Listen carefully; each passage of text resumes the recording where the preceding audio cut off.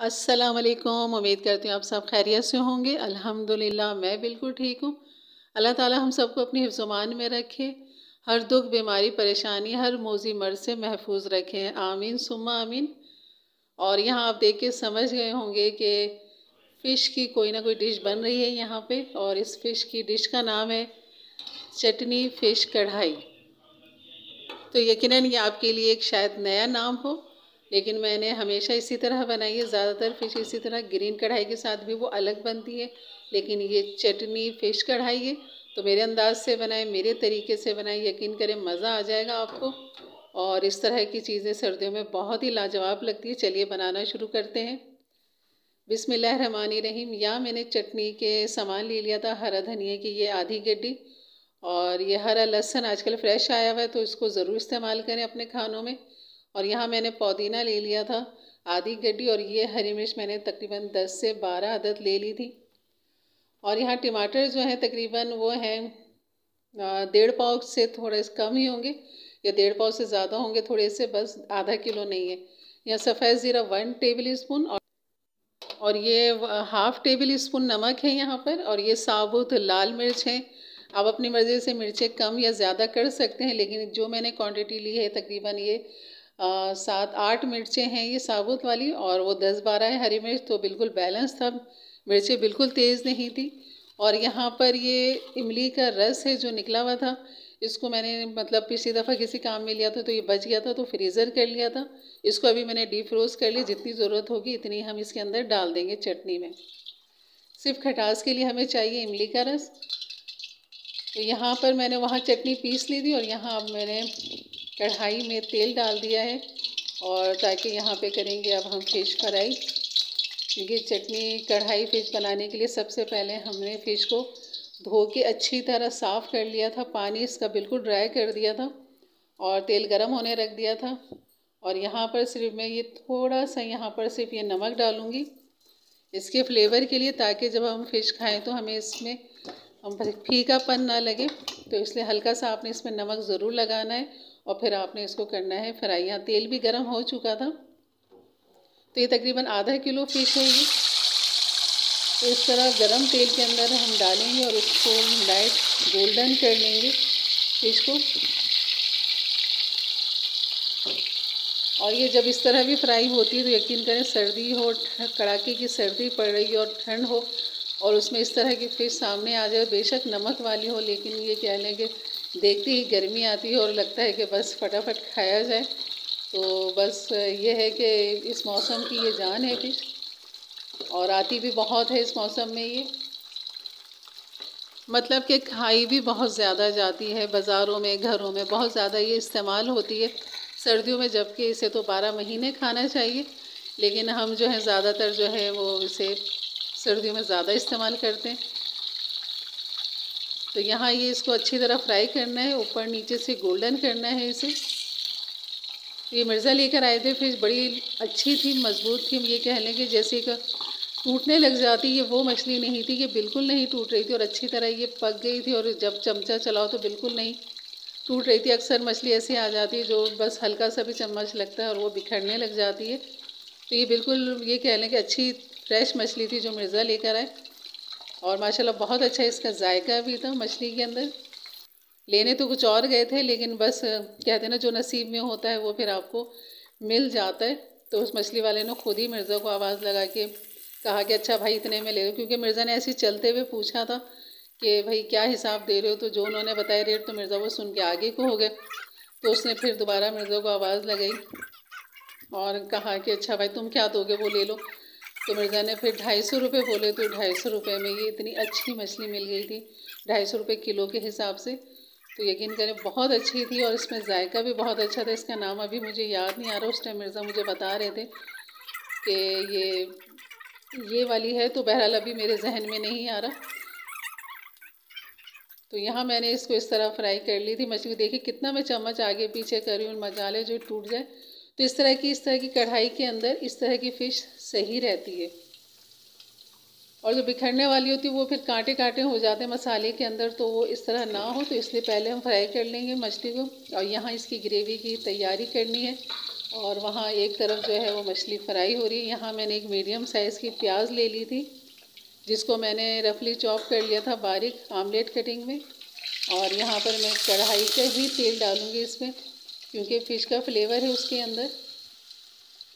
तो कढ़ाई का भी जो तेल वो आँच है वो मैंने ऑन की हुई है, इसकी हल्की आँच पे रखा हुआ था। और इसके अंदर मैंने कढ़ाई का ही तेल हस्बे ज़रूरत डाल दिया था, ताकि इसी में ये इसमें काम हो जाए इसका, क्योंकि फ़िश तो फ्राई हो चुकी थी, बस आखिरी की रह गई थी थोड़ी सी। तो सोचा यहाँ अब इसकी चटनी का भी काम कर लें बाकी, तब तक वो फ्राई हो रही है।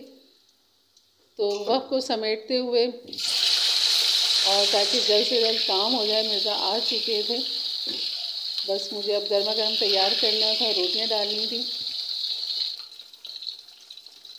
तो मेरे अंदाज से बनाए, मेरे तरीके से बनाए, यकीन करें मज़ा आ जाएगा आपको इस फ़िश की फिश चटनी कढ़ाई का।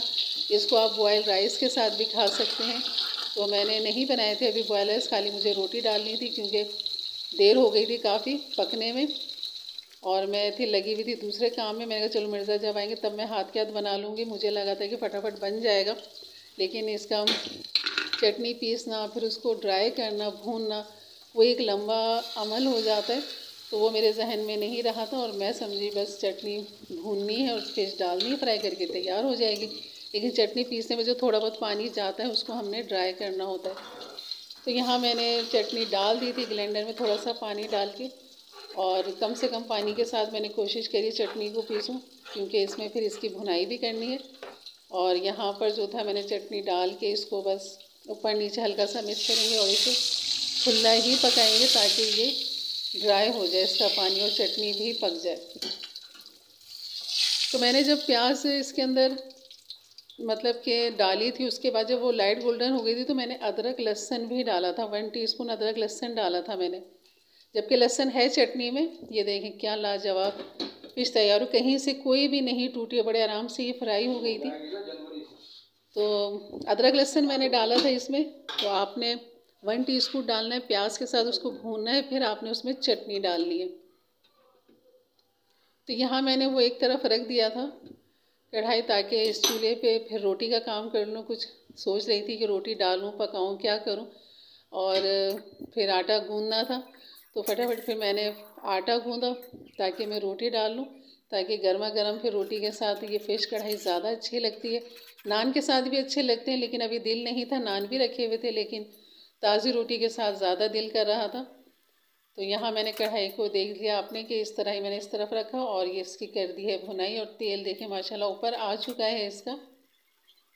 और बस अब जब जैसे तेल इसका मतलब ऊपर आ जाएगा, अच्छी तरह भून जाएगा, ये चटनी भुनाई की तरफ आ जाएगी, फिर हम इसके अंदर डाल देंगे ये फ्राई फ़िश। जबकि फ़िश भी तकरीबन गल चुकी है, इसको ज़्यादा हमें गलाना नहीं है, बस चटनी को पकाना है, चटनी को भूनना है। यहाँ आप नमक मिर्च चेक कर सकते हैं कि आपको कितना चाहिए, तो इस हिसाब से आप इसमें मज़ीद और बढ़ा सकते हैं, मिर्च भी और नमक भी। अगर मिर्च बढ़ाएंगे तो आपने यहाँ पर हरी मिर्च काट के डाल देनी है, लाल मिर्च नहीं डालिएगा, सिर्फ हरी मिर्च इसमें डालिएगा काट के, या पीस के ग्राइंडर करके वो डाल दें, उससे फ्लेवर और अच्छा निकल कर आएगा। तो यहाँ मिर्च जो थी जितनी मैंने दिखाई थी वो बिल्कुल बैलेंस में थी, मुझे ज़रूरत नहीं पड़ी डालने की, मैंने चाहा था तो बिल्कुल ठीक था। और यहाँ पर जो कढ़ाई की भुनाई है वो बेहतरीन हो चुकी थी। अब ये फिश जो फ्राई थी देखें कैसी मैंने डाली, तो कहीं से किनारा भी नहीं टूट रहा, बस मुझे इसकी ये चीज़ बहुत अच्छी लगी। तो इस तरह की फ़िश जो है वो कढ़ाई के अंदर अच्छी लगती है, टूटती नहीं है, इसके कांटे भी नहीं थे, इसमें सिर्फ बहुत ही कम कांटे थे। तो बस अब ये तैयारी की तरफ है, इसको आप चटनी के साथ लपेट देंगे, फ़िश को अच्छी तरह ऊपर नीचे लगा देंगे, और इस तरह ऊपर नीचे करके, इसमें अब पानी की बिल्कुल ज़रूरत नहीं है, हमने इसी में ही बस इसको दम लगाना है, ताकि फ़िश के अंदर भी चटनी का फ्लेवर चला जाए। और यहाँ पर वो मैंने यहाँ पर इमली का रस भी डाल दिया था चटनी के अंदर, 3 टेबल स्पून मैंने डाले थे इमली का रस, जो मैंने शुरू में दिखाए थे आपको। तो आप भी अपने टेस्ट के हिसाब से खटास कितनी आपने कम या ज़्यादा रखनी है, उस हिसाब से आप इसमें इमली का रस डाल सकते हैं। तो उसके बाद मैंने लगा दिया था इसे दम पर, और फिर अब मैं दूसरी तरफ देख रहे हैं आप कि मैं रोटी डाल रही थी, ये मेरी आखिरी रोटी थी जो पक चुकी थी। तो ये थी आज की डिश। यकीनन आपको पसंद आएगी। तो मेरे चैनल को लाइक करें, शेयर करें, सब्सक्राइब करें, बेल के बटन को ज़रूर क्लिक कर दें और ऑल के बटन को भी ज़रूर प्रेस कर दें ताकि मेरी वीडियो सबसे पहले आप तक पहुँचे और मेरे चैनल से जुड़े रहें, क्योंकि आने वाली वीडियो बहुत अच्छी आने वाली है। मौसम के हिसाब से, मौका महल के हिसाब से इंशाल्लाह आपसे हर चीज़ मैं शेयर करूँगी। और यहाँ ये रोटियाँ भी पक चुकी थी, जबकि मिर्ज़ा कह रहे थे मैं नान ले आता हूँ इसके साथ। मैंने कहा नहीं मिर्ज़ा, नान तो हैं रखे हुए, लेकिन मुझे ताज़ी रोटी खानी है तो आप भी यही खा लें। तो मैंने कहा बेचारे कहाँ जाएंगे, सर्दी में हाथ मुँह धो के बैठे हैं और ठंड काफ़ी थी, हवा भी चल रही थी। तो यहाँ हमारी चटनी फ़िश कढ़ाई तैयार हो चुकी थी और ये देखें, इसकी लुक देखें, माशाल्लाह कितनी खूबसूरत लग रही है और ये खाने में इतनी ही लजीज है। यकीन करें मज़ा आ जाएगा आपको इस तरह की कढ़ाई फ़िश के साथ।